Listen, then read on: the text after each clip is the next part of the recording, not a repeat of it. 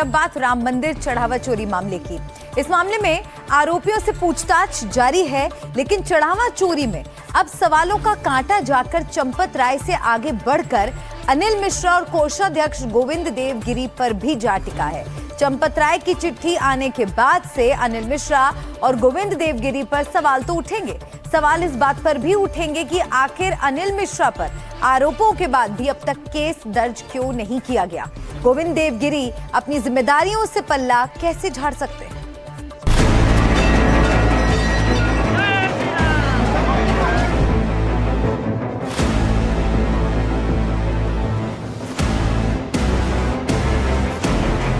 अब बात निकली है तो चंपत राय से आगे बढ़कर अनिल मिश्रा और गोविंद देव गिरी तक भी जाएगी।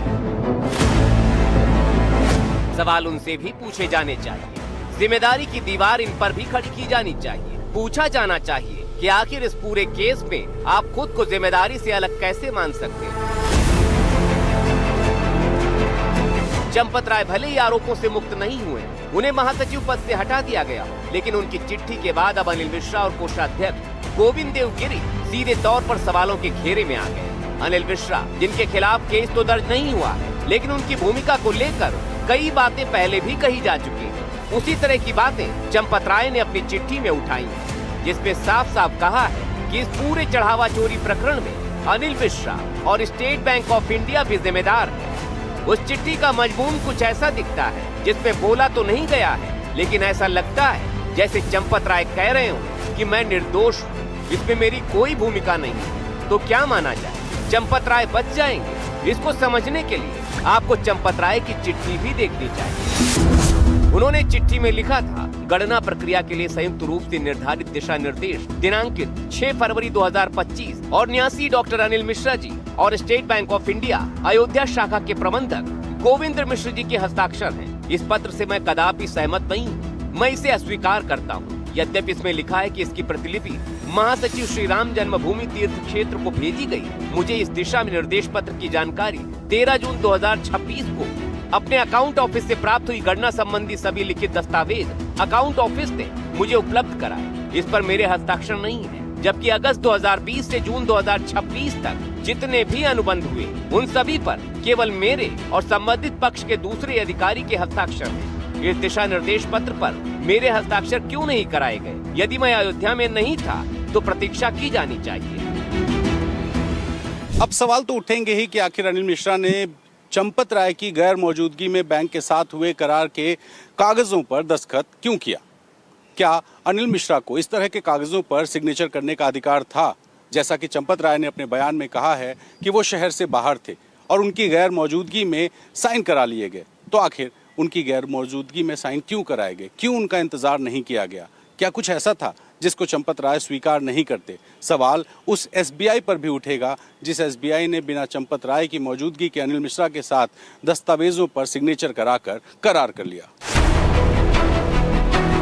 चंपत राय की चिट्ठी से खुलासा हुआ है कि हाउसकीपिंग के नाम से कर्मचारियों की एंट्री कराई गई और फिर उन्हें चढ़ावा गिनने के काम में लगा दिया गया। आखिर क्यों? ऐसी जरूरत क्यों पड़ी? ऐसे में अगर अनिल मिश्रा पर सवाल उठ रहे हैं तो उनके खिलाफ केस दर्ज क्यों नहीं किया गया?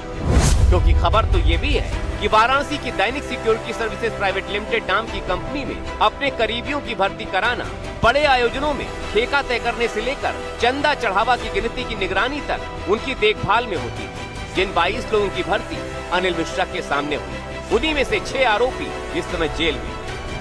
सवाल उस सिक्योरिटी एजेंसी पर भी, क्या उसने हाउसकीपिंग के नाम पर किए गए 22 लोगों की भर्ती के बाद कभी ये जानने की कोशिश की कि जिन्हें हाउसकीपिंग का काम मिला था वो हाउसकीपिंग कर रहे हैं या फिर कुछ और? क्या इसको लेकर कभी आपत्ति दर्ज कराई गई?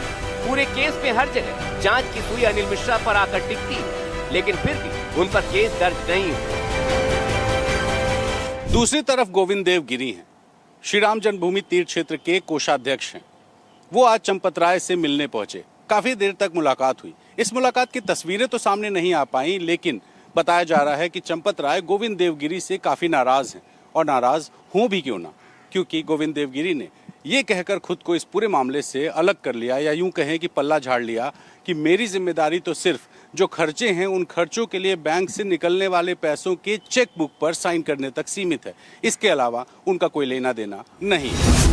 अरे भाई, तो आखिर कोषाध्यक्ष का काम क्या होता है? पैसे कहां से आए, कहां गए, कहां खर्च हुए, कितने बचे, उन बचे पैसों का क्या हुआ, यही तो कोषाध्यक्ष का काम होता है। या फिर उनका काम सिर्फ दस्तखत करने तक ही सीमित माना जा सकता है। जब जब खर्च की बात आएगी उसमें भी आपकी सहमति के बिना किसी फंड के रिलीज होने की बात कैसे स्वीकार की जा सकती है। या फिर कोषाध्यक्ष के पद पर गोविंद देवगिरी सिर्फ एक रबर स्टाम्प की तरह काम कर रहे थे, जिस पर असल एक्शन कोई और ले रहा था।